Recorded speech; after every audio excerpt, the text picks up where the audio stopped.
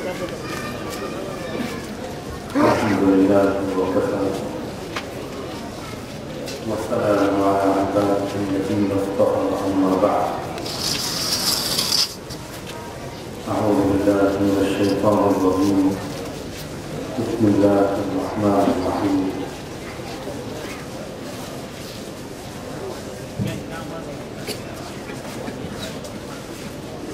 إن هذا القرآن يهدي للتي هي أقوم سبحان ربك رب العزة عما يصفون وسلام على المرسلين والحمد لله رب العالمين اللهم صل على سيدنا محمد وعلى آل سيدنا محمد وبارك وسلم اللهم صل على سيدنا محمد وعلى آل سيدنا محمد وبارك وسلم اللهم صل على سيدنا محمد وعلى آل سيدنا محمد وبارك وسلم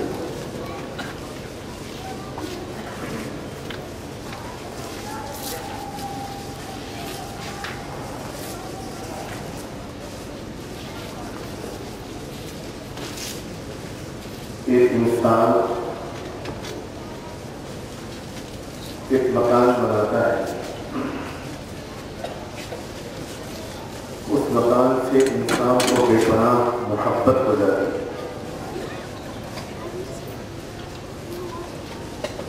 ایک چھوٹا سا مکان انسان کی محبت کا مرکز ہو جاتا ہے، پھر وہ مکان جس کے لیے بناتا ہے وہ اپنی اولاد کے لیے، اپنے بچوں کے لیے، وہ اور زیادہ اس کو محبوب ہوتے ہیں۔ یہ پوری کائنات انسانوں کے پروردگار نے بنائی ہے، اور یہ پوری دنیا انسانوں کے پروردگار کو اچھی لگتی ہے، اور اس دنیا میں بسنے والے انسان وہ چاہے اس کی محبت کو محسوس نہ کرتے ہوں، لیکن انسانوں کا وہ شفیع پروردگار انسانوں سے بے پناہ پیار کرتا ہے۔ جو کچھ بھی بنایا ہے اس پروردگار نے وہ انسان کے لیے بنایا ہے، اپنے لیے کچھ نہیں بنایا۔ وہ خود نہیں کھاتا، وہ بندوں اور بندیوں کو کھلاتا ہے۔ وہ خود نہیں پیتا، بندوں اور بندیوں کو پلاتا ہے۔ وہ خود نہیں پہنتا، وہ خود نہیں سوتا، وہ بندوں اور بندیوں کو پہناتا بھی ہے، سلاتا بھی ہے۔ ان کے سکون کے لیے اس نے بندوں اور بندیوں کے جوڑے بنائے۔ غرض کے لاکھوں باتیں وہ ہیں جن سے یہ سبق تازہ ہوتا ہے کہ اللہ کو اپنے بندوں اور بندیوں سے پیار ہے۔ یہ سورج جو روز نکلتا ہے یہ اس محبت کی گواہی دیتا ہے جو اللہ کو اپنے بندوں سے۔ یہ چاند ستارے جو روز نکلتے ہیں، جو ہوائیں چلتی ہیں، جو بارش کے قطرے برستے ہیں، جو انسان کو صاف میٹھا پانی ملتا ہے، پیڑ پودے نکلتے ہیں، غلے ہیں، پھل پھول ہیں، سبزیاں ہیں، یہ جانور، یہ پرندے، یہ ہمارا اپنا جسم، یہ ہمارا مکان، ہماری اپنی ذات، ایک ایک چیز اس بات کی دلیل ہے کہ اللہ کو اپنے بندوں اور بندیوں سے پیار ہے۔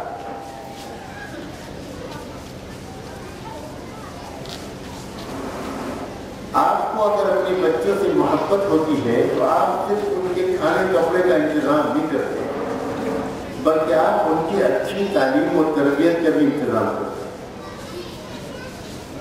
آپ برے کاموں سے اپنے بچوں کو روکتے ہیں، سمجھاتے ہیں، اکثر نرمی سے اور کبھی سختی سے۔ بچے اگر کسی چیز کے کھانے کی ضد کرتے ہیں اور آپ کو معلوم ہے کہ وہ چیز فی الحال آپ کے بچے کے لیے نقصان دہ ہے، تو اس کی ضد کے باوجود آپ وہ چیز اس کو نہیں دیتے۔ آپ اسے آداب سکھاتے ہیں، اخلاق سکھاتے ہیں، ملنا جلنا سکھاتے ہیں، لوگوں سے کو سلام کرنا سکھاتے ہیں، اٹھنا بیٹھنا سکھاتے ہیں. یہ سب اس لیے کرتے ہیں آپ اپنے بچے کے ساتھ کہ آپ کو اپنے بچے سے محبت ہے. کوئی قانون آپ سے نہیں کراتا، محبت کراتی ہے، وہ رشتہ کراتا ہے، وہ تعلق کراتا ہے. اس سے بہت زیادہ گہرا رشتہ اور اس سے بہت زیادہ سچی محبت اللہ کو اپنے بندوں سے، اللہ کو اپنی بندیوں سے. چنانچہ اس نے ایک طرف تو ہمارے لیے کھانے پینے کا انتظام کیا، رہنے سہنے کا انتظام کیا، دنیا جہان کی بے شمار نعمتیں پیدا کی، لیکن اس کے آگے بڑھ کر اس نے ہماری تعلیم اور تربیت کا انتظام کیا. اس نے ہم کو ایک اچھا شریف انسان، ایک پاک دامن انسان، ایک سچ بولنے والا انسان، ایک وعدہ پورا کرنے والا انسان، ایک اچھائیوں سے مالا مال اور برائیوں سے محفوظ انسان، وہ بنانے کے لیے اس نے انبیاء علیہ السلام کے لیے اپنی کتابیں اتاری.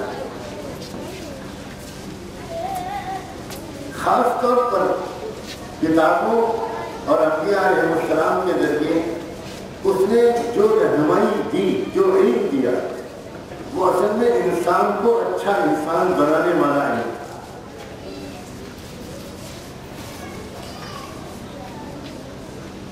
بہت اہتمام کیا اللہ تعالیٰ نے پہلے انسان سے ہی شروعات کر دی، اور تعلیم اور تربیت کی ایسی محبت بھری تاریخ ہے اللہ تعالیٰ کی طرف سے.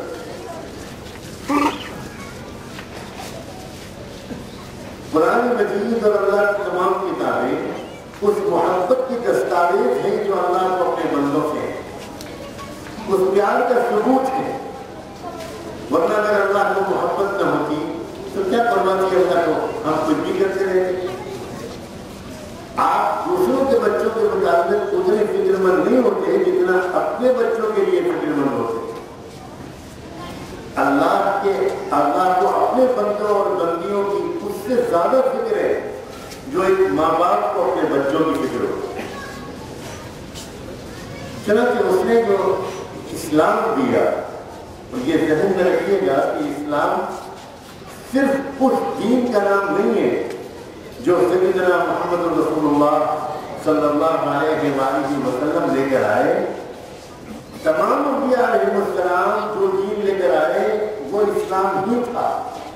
اسلام کی شروعات محمد رسول اللہ صلی اللہ علیہ وآلہ وسلم سے نہیں ہوئی، اسلام کی تکمیل محمد رسول اللہ صلی اللہ علیہ وآلہ وسلم پر ہوئی.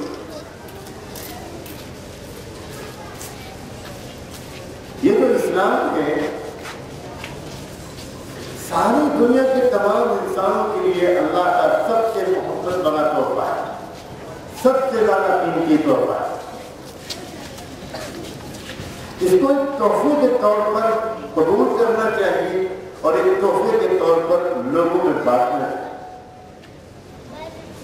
جو زبان ہم استعمال کریں، ہمارے مدارس کے حضرات اساتذہ کرام، مساجد کے خطبہ بھی یہاں موجود ہیں، بہت قابل احترام علماء موجود ہیں، وہ خاص طور پر ان اشارات پر غور کریں. تفسیر کا یہ وقت نہیں ہے اور ان کو تفسیر کی ضرورت نہیں. ہم جب بھی اسلام کی بات کریں تو ہمارے لب و لہجے سے، ہمارے انداز سے ایسا نہیں لگنا چاہیے کہ جیسے کسی قوم کے مذہب کی بات ہم کر رہے ہیں. ہم قوم کے مذہب کی بات نہیں کر رہے ہیں، ہم اللہ کے تحفے کی بات کر رہے ہیں جو سارے انسانوں کے لیے خوبصورت ہے، قابل قدر ہے، شریفانہ ہے، اور اس کا حق ہے کہ وہ دنیا کے سامنے رکھا جائے، پرکھ کر رکھا جائے، پریکٹیکلی رکھا جائے، بول کر لکھا جائے، رکھا جائے، لکھ کر رکھا جائے، ہر ممکن طریقے سے رکھا جائے. انسانی تاریخ میں اپنی یہ تیسری بار عرض کرنے جا رہا ہوں، ترتیب کے ساتھ ایک بات کہنا چاہتا ہوں۔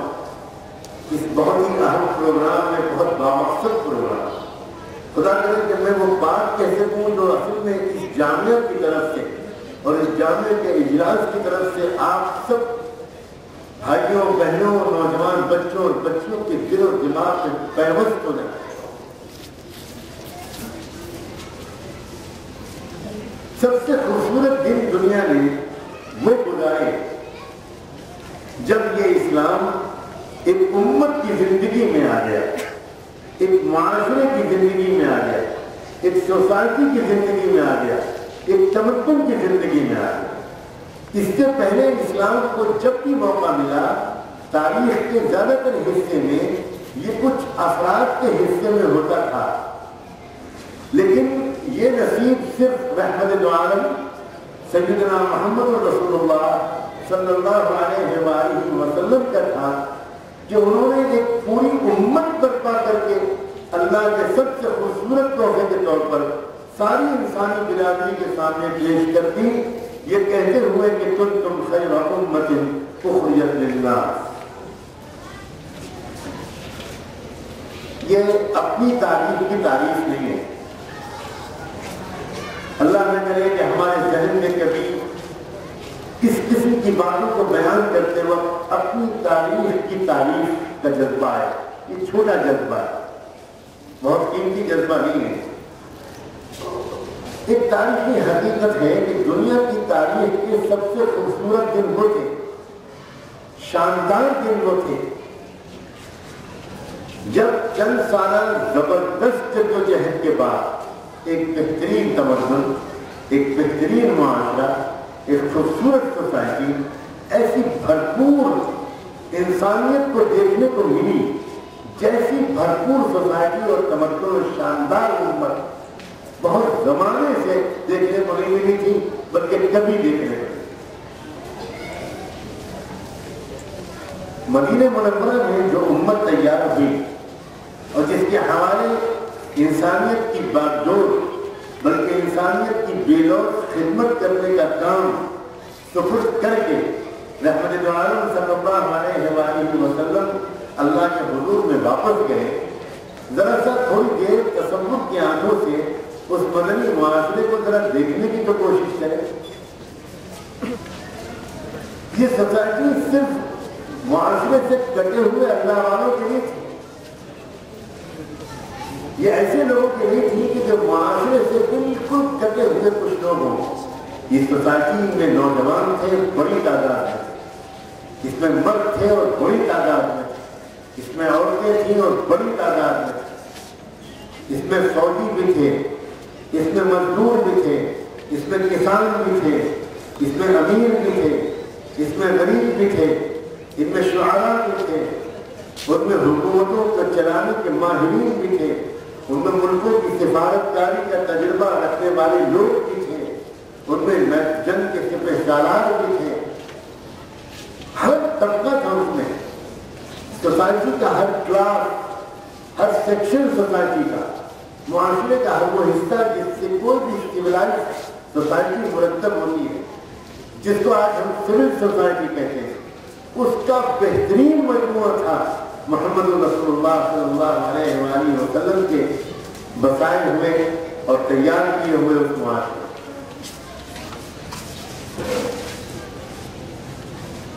دنیا چھٹا نہیں سکتی اس بات کو کہ وہ سچے اور مخلص لوگ تھے، وہ پاک دامن لوگ تھے، ان کو اپنے غصے پر بھی قابو تھا، اپنی آنکھوں پر قابو تھا، اس لیے کہ ان کو اپنے نفس پر کنٹرول تھا، ان کا دل پاک صاف تھا، بہت غریب تھے وہ ان میں سے اکثر، لیکن غربت کے باوجود لاکھوں کروڑوں امیروں سے زیادہ خوش رہتے تھے، زندگی ان کی خوشیوں اور اطمینان کے ساتھ گزرتی، بہت مسرور اور مطمئن زندگی گزرتی۔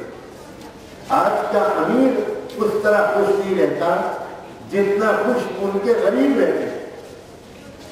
اکثر کے گھروں میں غربت تھی، اتنی غربت تھی اس کا آج ہم تصور بھی نہیں کرتے، اس کے باوجود ان پر تنقید کرنے والے میرے سرکار بالکل پریشان نہ ہوئیے گا، یہی موقع ہوتے ہیں بس ایمان کے۔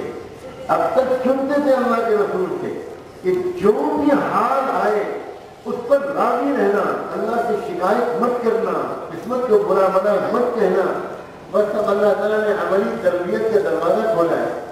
آج بھی ہم بالکل راضی ہیں، مطمئن نہیں، چین سے سوچیں، صرف دونوں سو گئے۔ کہہ دینا میرے لیے بہت آسان ہے، سننا بھی آپ کے لیے مشکل نہیں ہے، لیکن ذرا سوچئے 2 دن اور 2 راتوں کا فاقہ۔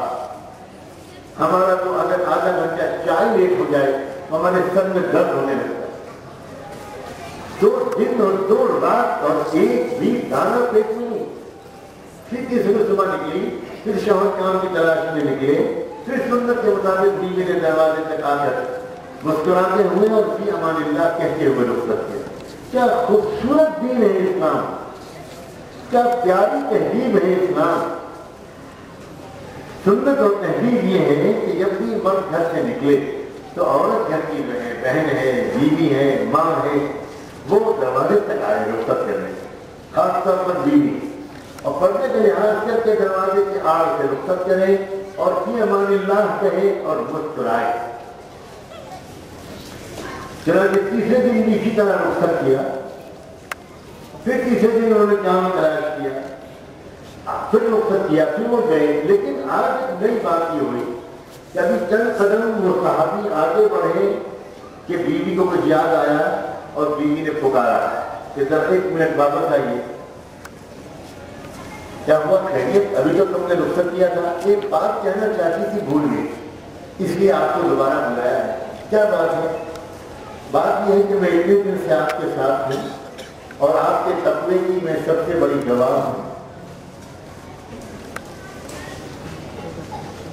بس مجھے آج تھوڑا سا ڈر لگ رہا ہے، خدا نخواستہ کہیں آج بھی آپ کو کوئی کام نہ ملا تو چونکہ آپ کو مجھ سے بے پناہ محبت ہے اور آپ میرا بہت خیال رکھتے ہیں، تو اگر کہیں آج بھی آپ کو کوئی کام نہ ملا تو میں صرف یہ درخواست کرنے کے لیے آپ کو بلایا ہے دوبارہ کہ خدا کے لیے میری محبت میں کوئی حرام لقمہ لے کر گھر میں مت آ جائیے۔ ہم تیسری رات بھی بھوکے سو لیں گے لیکن زندہ کوئی حرام لقمہ لے کر مت۔ میں اکثر سوچتا ہوں کہ 3 دن کی بھوک سے جو تکلیف ہوگی شوہر پر، وہ بیوی کا یہ جملہ سن کر انتہائی خوشی میں تبدیل ہو کہ کیا اللہ نے مجھ کو پاک دامن تقوی والی سمجھدار بیوی دی ہے۔ ہر انسان جانتا ہے، یہ انسانی فطرت ہے کہ اگر میاں بیوی کے درمیان تعلقات بہت اچھے ہوں اور دونوں کا دل اللہ اور رسول سے جڑا ہوا ہو تبھی تعلقات اچھے ہوتے ہیں اور تبھی تعلقات میں روحانیت آتی ہے، تو پھر زندگی بہت مزیدار گزرتی ہے، بہت خوشگوار گزرتی ہے۔ اب یہ جو نمونہ ہے اس سوسائٹی کا ایک نمونہ میں نے آپ کو کے سامنے پیش کیا، ایسے لاکھوں نمونے جس کو دیکھو وہ بہت عجیب شان والا۔ جب یہ تحریر مدینے میں وجود میں آئی اور اس کا رابطہ دنیا سے ہوا، اب یہ اگلی بات جو میں کہہ رہا ہوں اس کو اور زیادہ غور سے سنیے گا۔ جب مدینے کے لوگ باہر نکلے، دوسرے ملکوں میں گئے، دوسرے بر اعظموں میں گئے، رومن امپائر میں گئے، پرشین امپائر میں گئے، ہندوستان کی طرف آئے، تو 2 ایک بادشاہوں نے، حکمرانوں نے کچھ مقابلہ کیا ان کا، لیکن آپ اس تاریخ پر غور کریں، جہاں گئے وہاں کے عوام نے اپنی حکومتوں کا اور اپنی فوجوں کا ساتھ نہیں دیا۔ یہ ہر جگہ کی تاریخ کا خلاصہ ہے، اس کو لوگ مس کر دیتے ہیں، تاریخ کے بیان میں اس کو ہائی لائٹ نہیں کرتے، اس کو مارکر سے مارک کرنے کی ضرورت ہے، ہائی لائٹ کرنے کی ضرورت ہے۔ دنیا کی طاقتور ترین فوج اگر کہیں پر جنگ کرے اور وہاں کے عوام اس کا ساتھ نہ دیں، وہ کبھی فتح یاب نہیں ہو سکتی۔ ہمیشہ یاد رکھیے، طاقتور سے طاقتور ترین فوج، اور اب تو ماضی کے واقعات بیان کرنے کے بجائے حال کے مشاہدات گواہ ہیں، طاقتور طاقتورین فوجیں ہیں لیکن عوام ان کا ساتھ نہیں دیتے تو وہ واپس جانے کے لیے راستہ ڈھونڈ رہے ہیں۔ ان تمام ملکوں میں جس وجہ سے اتنی زبردست فتوحات ہوئی اور اتنی تیزی سے اسلام پھیلا، اس کی وجہ یہ تھی کہ وہاں کے عوام تک خبریں پہنچ چکی تھی کہ یہ لوگ بہت اچھے ہیں جو مدینے سے آئے، یہ سچ بولتے ہیں، جھوٹ نہیں بولتے، یہ انصاف کرتے ہیں، ظلم نہیں کرتے، یہ بہت سادہ مزاج لوگ ہیں، دل کے صاف لوگ ہیں، نگاہوں کے پاک لوگ ہیں، ان کی بہنوں اور بیٹیوں کو کوئی چھیڑتا نہیں، ان سے کسی کو کوئی خطرہ نہیں ہے، یہ بڑے کامیاب بڑے بڑے خیرخواہ لوگ ہیں۔ وہ جانتے تھے یہ بات، صحابہ کے پہنچنے سے پہلے جانتے تھے، اور جب صحابہ کرام کی جماعتیں پہنچی ہیں، یہ لشکر پہنچے ہیں، اور یہ لوگ جب پہنچے تو حکومتوں نے رکاوٹ ڈالی، عوام نے ساتھ نہیں دیا۔ سچی بات یہ ہے کہ کوئی بعید نہیں ہے کہ کتنے عوام نے اپنی اپنی عبادت خانوں میں اور گرجا گھروں میں بیٹھ کر دعائیں مانگی ہوں گی، خدا کرے یہ آنے والے جیت جائیں۔ انہوں نے منتیں مانی ہوں گی، انہوں نے نظر مانی ہوگی، اس لیے کہ ان کو پتا تھا کہ یہ کیسے لوگ ہیں۔ تھوڑے دن بھی قیام کرتے تھے اگر کہیں پر تو سارا علاقہ اس سوسائٹی کا شیطانی بن جاتا۔ ایک دکان،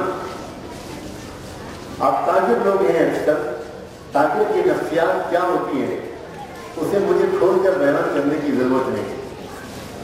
ایک دکان کھولے ہوئے ایک مسلمان بیٹھا ہے حمص کے شہر میں، ایک کسٹمر اس کی دکان پر آتا ہے جو کرسچن ہے اور آ کر پوچھتا ہے کہ مجھے آپ دکان پر جو ہے، جو مجھے جو لینا ہے۔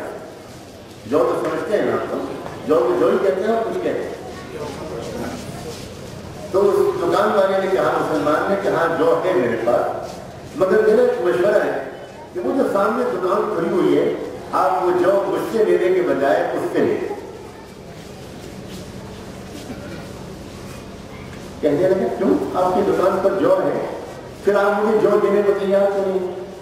تو اس نے کہا کہ دیکھیں میرے پاس آج صبح سے اب تک 2-3 گاہک آ چکے ہیں اور میرے بچوں کی آج کی روزی کا انتظام کسی حد تک ہو چکا ہے، مگر وہ دکان میں صبح سے دیکھ رہا ہوں ابھی تک اس پر کوئی گاہک نہیں آیا۔ آپ اگر وہاں سے لے لیں تو اس کا بھی بھلا ہو جائے گا، اس کو بھی روزی مل جائے گی، اس لیے میں آپ سے یہ کرتا ہوں۔ وہ کرسچن کسٹمر ایک آدمی کھڑا رہا، سوچتا رہا، پھر گیا اس کی دکان پر، وہاں سے جو خریدی، لیکن واپس گھر جانے کے بجائے پھر کسی مسلمان کی دکان پر آیا، جو ہے آپ کو جو نہیں جو تو نہیں لے، پھر کیا بات ہے بھائی؟ دیکھو جو میں وہاں سے لے آیا ہوں، مجھے آپ سے ایمان لینا ہے، مجھے کلمہ پڑھنا۔ وہ مسلمان کہتا ہے کہ اتنا بڑا فیصلہ اتنی جلدی؟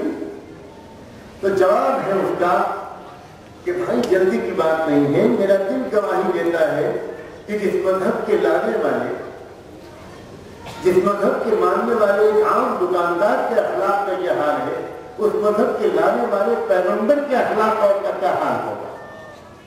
میرا دل گواہی دیتا ہے۔ سوچے ذرا، اس نے کبھی خواب میں نہیں دیکھا تھا کہ کوئی دکاندار اپنی دکان پر آئے ہوئے کسٹمر کو کسی دوسری دکان کا پتہ بتائے۔ یہ کیا تبدیلی ہو گئی؟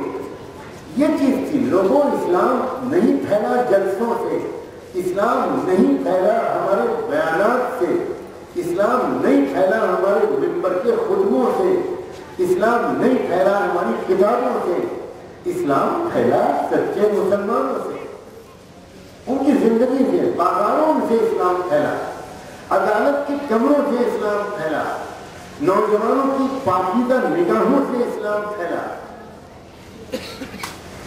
ایک خدمت گزار مسکرانے والی بہوؤں اور بیٹیوں سے اسلام پھیلا۔ مجھے جو بات کہنی ہے وہ رہ جائے گی، اور میں یہ بھی نہیں چاہتا کہ بہت زیادہ وقت لے لوں، بہت دیر تک جگانا مناسب نہیں ہے۔ ایک بہار آ گئی دنیا میں، سچی بات یہ ہے کہ دنیا میں ایک بہار ہے، کئی 100 سال تک دنیا جنت کے نمونہ بنی ہے، امن و امان، انصاف، محبتیں، روحانیتیں، سب کچھ بدل گیا۔ پوری دنیا بہت ہی شاندار تہذیب کے ساتھ اس نے یہ 1000 سال گزارے۔ ساری ترقیاں اسی دور میں ہوئی۔ غور کرو، سائنٹیفک ترقیاں، مادی ترقیاں، وہ جتنی زبردست ہوئی محمد الرسول اللہ کے بعد ہوئی۔ دنیا ہزاروں سال سے چل رہی تھی۔ غور کرنا چاہیے کہ حضرت محمد رسول اللہ کے آنے سے پہلے یہ سائنٹیفک ترقی کیوں رکی ہوئی؟ کیوں نہیں ہوئی تھی سائنٹیفک ترقی؟ دنیا کی عمر اللہ کے رسول سے پہلے بہت لمبی تھی، اور دنیا کی عمر حضور اکرم صلی اللہ علیہ وسلم کے بعد جو اگلے 600-800 سال آئے تو کچھ بھی نہیں اس کے سامنے۔ اس کی سیدھی وجہ یہ تھی کہ دنیا میں انسان ہر چیز کو اپنے سے بڑا سمجھتا تھا، اور ہر چیز کو معبود سمجھتا تھا، اور ہر چیز کی پوجا کرتا تھا، ہر چیز سے ڈرتا تھا۔ تو جب انسان کسی چیز سے ڈرے گا اور اس کی پوجا کرے گا ڈر کے مارے، یہ خاص بات ہے۔ مشرکانہ عبادت محبت کے جذبے سے نہیں ہوتی، مشرکانہ عبادت کسی بلا کے ڈر سے ہوتی ہے۔ کبھی کوئی درگا کی پوجا کرتا ہے ڈر کے مارے کہ درگا دیوی ناراض نہ ہو جائے، کبھی لکشمی دیوی کی پوجا کرتا ہے ڈر کے مارے کہ لکشمی دیوی میرے گھر سے گزر نہ جائے، بغیر آئے میں تو بالکل مر جاؤں گا۔ کبھی اس لیے کوئی محبت میں نہیں کرتا۔ یہ مشرکانہ عبادت کی خصوصیت ہے کہ وہ جن بھوت اور عافیت کے ڈر سے ہوتی ہے، اور وہ جو ڈر ہوتا ہے وہ عجیب قسم کا مزہ خیز ہوتا ہے۔ میں تھوڑا سا کبھی کبھی بیچ میں ہنسانا بھی چاہتا ہوں تاکہ نیند آنے لگے تو ذرا چستی آ جائے۔ میں امریکہ میں ایک دن ایک شہر سے دوسرے شہر جا رہا تھا، یا اللہ، ہر گھر کی کھڑکیوں پر، ہر گھر کے دروازوں پر اتنی خوفناک تصویریں، چڑیل کی، بھوت کی، جن کی، کالی کالی زبانیں، سینگے، 7-7 11 ہاتھ، لمبی لمبی دمیں، کیا چھوٹا بچہ دیکھ لے تو بستر خراب ہو جائے۔ پوچھا میں نے کیا ہے یہ؟ میں سمجھتا تھا کہ اتنا ترقی یافتہ ملک کو صرف ہمارا ملک ہے، لیکن پتا چلا کہ امریکہ والے بھی کچھ پڑھ لکھ گئے۔ پوچھا میں نے کیا ہے یہ؟ تو لوگوں نے بتایا کہ آج ایک خاص دن ہے، تھینکس گیونگ دن کہتے ہیں اس کو۔ اس میں ان کو یہ معلوم ہے کہ خبیث روحیں آتی ہیں، اور وہ خبیث روحیں آ کر جس مکان پہ یہ سب لگا ہوتا ہے تو وہ چپ چاپ ڈر کے بھاگ جائے، اور یہ نہیں لگا ہوا ہے تو وہ اندر گھس جائے۔ پھر وہ کس کا گلا دبا دیں، کس کو پکڑ دیں، کس کو بیمار ڈال دیں، کس کو غریب کر دیں، کچھ پتہ نہیں۔ تو ماشاءاللہ جن قوم کو ہم بہت قابل سمجھتے ہیں کہ وہ بہت پڑھے لکھے لوگ ہیں، وہ اپنے پروڈکشن کے لیے کسی چڑیل کے محتاج ہے۔ وہ بہت ضرورت مند ہے اس بات سے کہ ڈراؤنی تصویر ان کے دروازے پر لگتی رہے۔ تو یہ مشرکانہ جو مزاج ہے، میں اس کی مثال کے طور پر یہ بات میں کہہ نہیں رہا تھا، انسان اپنے آپ کو سب سے چھوٹا سمجھتا تھا اور سب چیزوں کو اپنے سے بڑا سمجھتا تھا۔ یہ تو صلاۃ و سلام ہو سیدنا محمد رسول اللہ صلی اللہ علیہ وآلہ وسلم پر کہ آپ نے جب یہ سبق سکھایا کہ انسان تم دنیا میں سب سے بڑے ہو، تم سے بڑا صرف اللہ ہے۔ حد یہ ہے کہ تم کو دنیا میں اتارتے وقت فرشتوں سے بھی کہہ دیا گیا، تم کو پیدا کرتے کے وقت فرشتوں سے بھی کہہ دیا گیا انی جاعل فی الارض خلیفہ، اور فرشتوں کو بھی تم کو بڑا ماننے کا حکم دے دیا گیا۔ کہا گیا فرشتوں تسلیم کرو، آج سے تم بڑے نہیں ہو، آج سے آدم اور اس کی اولاد بڑے۔ تو اس کے بعد جو بہار آئی ہر پہلو سے